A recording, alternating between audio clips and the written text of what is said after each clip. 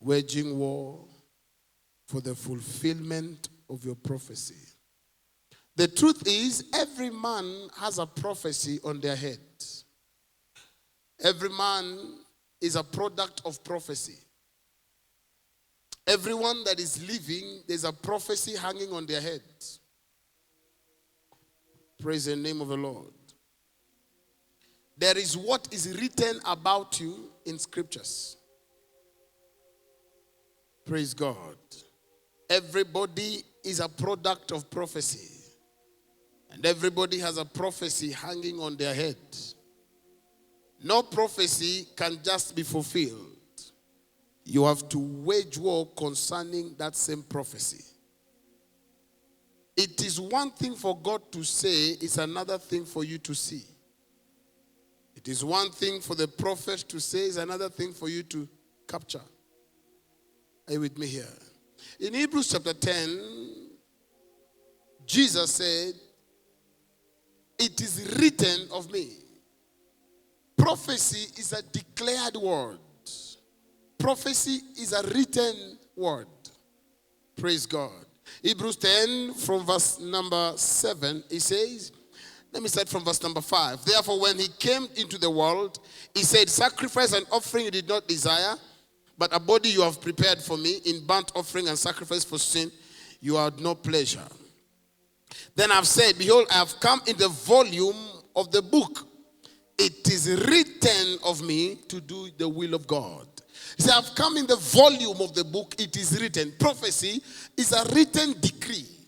It's something that has been spoken, something that has been said concerning your life. There's what the prophecy, the word of God has said concerning you. It is not, that's why Revelation 19 says that the testimony of Jesus is the spirit of prophecy. Revelation 19 verse 10 said the spirit of Jesus, the testimony of Jesus is the spirit of prophecy. So every child of God has a hanging prophecy over their head. It is what you do with what God has said that determines the outcome of it. The children of Israel, there was a prophecy that they will be released from their bondage after 400 years. It took them 430 years. Prophecy can be delayed. Prophecy determines the outcome or the sequence of your life. Prophecy determines determines the shape of your destiny. Prophecy reveals where you're going. Prophecy gives you the assurance of your tomorrow.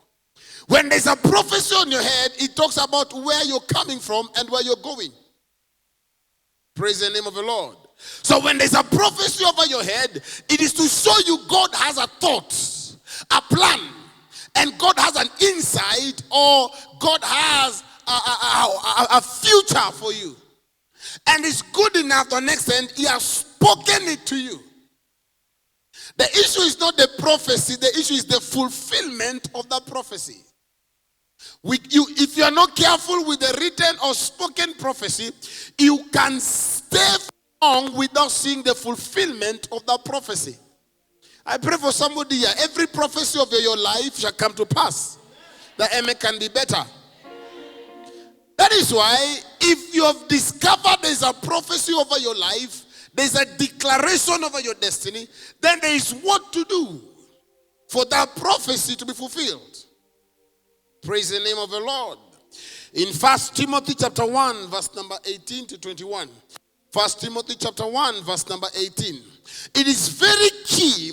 It says, this charge I commit unto this son Timothy.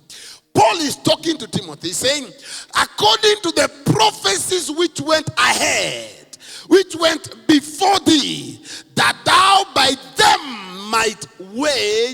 mightest war a good warfare.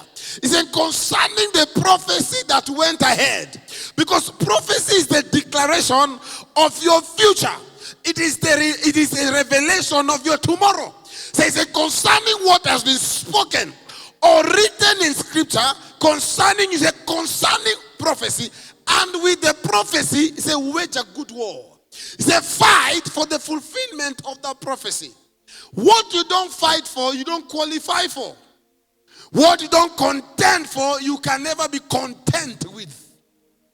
Many people, there are a lot that scriptures have said about them. There are many people what prophets have spoken about their lives, but none of them has come to fruition. God is not to blame, prophets is not to blame, scriptures are not to be blamed, you are to be blamed. Because any prophecy that is not guarded, is not prayed for, is not shielded, is not covered, is not protected, that prophecy might never be fulfilled. Are you with me here?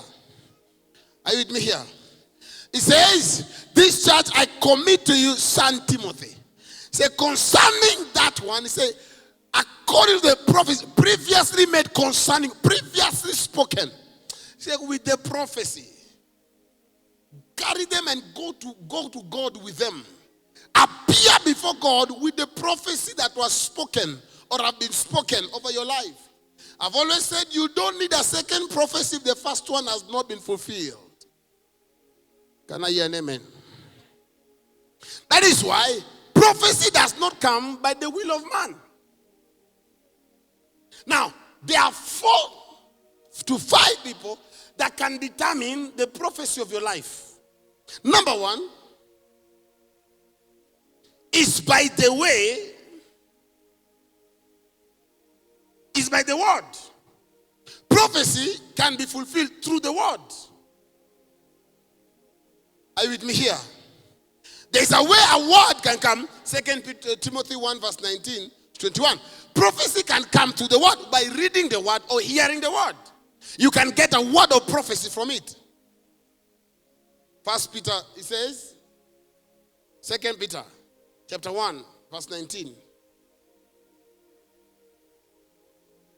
It says, and so we have the prophetic word confirmed, which you do well to heed as a light that shines in a dark place, until the day dawns and the morning star rises in your hearts. Verse 20. Knowing this first, that no prophecy of scripture is of any private interpretation.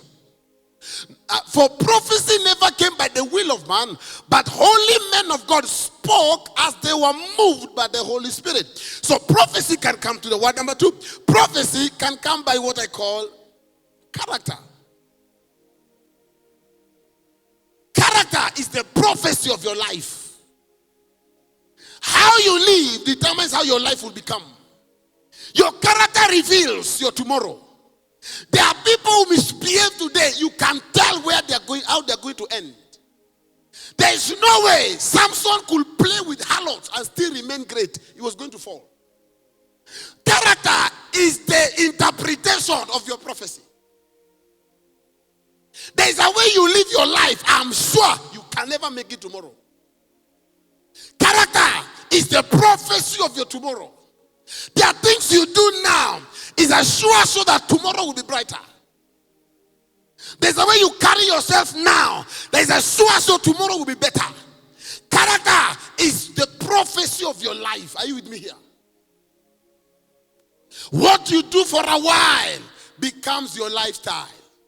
What you do for a while becomes your lifestyle. Listen to me. There's one sure prophecy. If you are proud, it's a prophecy that tomorrow you'll fall.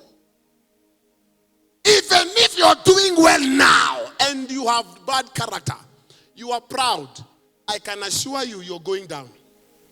I can assure you. Because pride comes before a fall.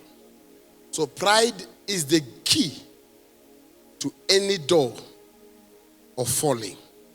Character. That is what the Bible says. Work out your own salvation. Make sure your character is worth your future.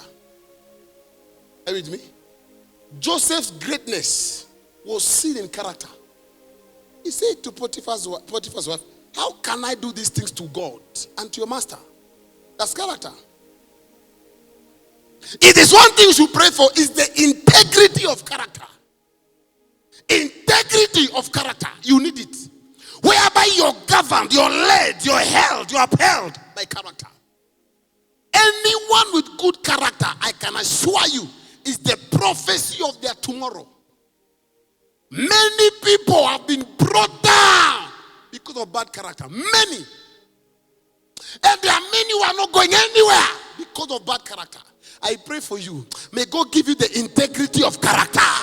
That amen is not coming out well. If you are not a straightforward person, you have no tomorrow. If you are not a straightforward, sir, I'm not telling you the truth. Proverbs 13 verse 11. It says, wealth gotten by vanity shall diminish, but he that gathereth through labor shall increase. No matter how much you gather by being crooked, by being a liar, he said that wealth has no future. So if you're a crooked man, you're signing your check for tomorrow. Are you hearing me? Say wealth gotten by vanity, by wrong, by catch. You have no tomorrow. You have no tomorrow. Pray God to give you character. God give you financial character. God give you moral character. Character is the interpretation of your tomorrow. See a man that is thriving today by bad character. Don't envy them. I think it's part of the one that says, my son, do not take heed when sinners entice you. When sinners entice you. Say, avoid it. I think it's 126, I'm not wrong. It says, son, avoid the path. Do not fall when sinners entice you. That they are doing well does not mean it is well. You hear me? There are people that look as if they are doing well. It does not mean it is well. So number one, to the word of God. Number two, by character. Number three, by your background. Your background can interpret your future. It's a prophecy. Why we deal with Father's house, we deal with power of Father's house, is because your background can interpret your tomorrow. There are people I know, both in scripture and in life, what has made them go down is the evil cycle of their father's house. Gideon, a great man of valor. Bible called him the mighty man of valor. But that man, if you follow his future, he never dealt with the gods of his past. The same man, by the time he was coming to fall, what made him fall is Jerubbaal. He was so bad, the man was so good, God lifted him. But he never dealt with his background. Eventually, the same man that brought down the altar of Baal, him himself, the men of the city, called him Jerubbaal. They said him the son of a god. The son of a... He began to worship the same idol. He brought down to rise. Your background can interpret is a prophecy of your future. Are you hearing me? This thing when you say deal with your background, your foundation, is not a story. It is true. Why Moses never entered Canaan? It is not because God was not with him. It's because he never dealt with the background. The father never entered the congregation of the righteous because of anger. Jacob said, let Simeon and Levi not be in my council, in my congregation. Let them not enter into my inheritance. Because in their anger, they am strong and ox. And Moses never dealt with it. And God repeated the prophecy after many years. He said, Moses, because of your anger, you shall see it, but shall never enter it. And he died in Mount Nebo. Why? Because he never dealt with his past. Madam, if you come from a background that is not good, deal with it. Deal with it until your background leaves you. Because your background can put your back on the ground. If you don't deal with your background, it will put your back on the ground. Your background is an interpretation of your future. Number 4, what they call the prophecy from your enemies. The prophecy from your enemies. These are people that wish you evil. People that wish you evil. Say, let's see how far you will go. Come out to Mona Wingi Sana. We have seen so many like these. Let's see how far. And they give reference. Say, do you remember so and so? Remember so and so? Let's see how far. When they wanted to beat the disciples and stop them preaching, one of the high priests said, wait, put them out a bit. Let me talk to you. He said, there was a man who came up and he had 400 followers. He said, after a while, he scattered. He said, if these men are of God, they will stand. By the will of God, whatever they're doing will scatter. There are people that have already prophesied your tomorrow. There are people, you are living the prophecies of your enemies. They have spoken it, it's coming to pass. That's why Bible is. That's why Jeremiah asked, "Who is man?" He said, "Who is it that speaketh and cometh to pass when God has not commanded it?" Mean there are people that can speak over you, and if you're not careful, it will come to pass. This is what I call the prophecy of. That's why we. There are things that people say, you rise against them. Say, no weapon formed against you shall prosper, and every tongue that rise against you, you shall condemn to judgment. For this is the heritage of the servants of God. So there are tongues that rise against men. You silence them. Some of us, we are living the prophecy of your mother, prophecy of your sisters, prophecies of enemies, prophecies of your competitors. You are living their prophecy. There are people you work with. From that day, calamity will follow you. Abraham never interpreted what killed his brother Haran. Are you with me? Huh? The moment the son of Haran began following Abraham, God kept quiet. This is my cousin. This is our family member. Bible does not tell us what killed the elder brother of Abraham. Never says, hey, and Haran died. But the time is dying, the Bible says the father had called another city. The father of Abraham had bought a land and he called it Haran. The boy died without entering his land. So when Abraham came to Haran, the father told him, I cannot go beyond here. This man was told, go to Nineveh. He refused. He entered the boat going to Tarshish. Everybody in the boat lost their properties. Everybody lost their property. They began throwing things in the water. They lost their goods. Why? The wrong man was in the ship. There are people in your life that needs to be thrown out. Are you hearing me? Sir, friendship, relationship is not by force, it's by choice. I will love you, yes, but to be my friend is my choice. Never feel guilty to cut off people. Never feel guilty. There are people called the enemies of destiny. Are you hearing what I'm saying? They can hinder prophecy. They can cajole prophecy. They can also release prophecy. The devil has raised men. The devil himself is an accuser. Amen. The devil is an accuser. Jesus is our intercessor. So Jesus is there to cancel every accusation. He intercedes to cancel the accusations. Romans chapter 8:26. Is the Spirit, 27, 28, intercedes for us. Are you with me? Very important. Lastly, prophecy over your life can come through prophets, God's messengers. Are you hearing me? Anyone that has spoken error over your life, I revoke them, I reverse them in Jesus' name. Anyone that said you will not succeed, be it a man of God or not a woman, a man of God, anyone that is speaking against you, anyone that uttered the word, I cancel them by the blood. I cancel negative prophecy. I terminate every evil prophecy. I cancel every satanic prophecy. Whatever was spoken against you, I reverse back to sender. The woman said, can I trust men of God? But one thing I don't understand, prophets are coverings. Prophets are instruments that God uses. Amos 3:7. Prophets are God's messengers. Prophets are the way pavers. They're the ones that create way. They are direction givers. Genuine ones will make your life progress. Fake ones will kill you. I pray for you that in this commission, you will go from glory to glory. Your life will never go down. That your amen can be louder. Whatever you touch will prosper. Whatever you do will succeed. You will never go backward in Jesus' name. Every man of God is mandated to bless, not to curse.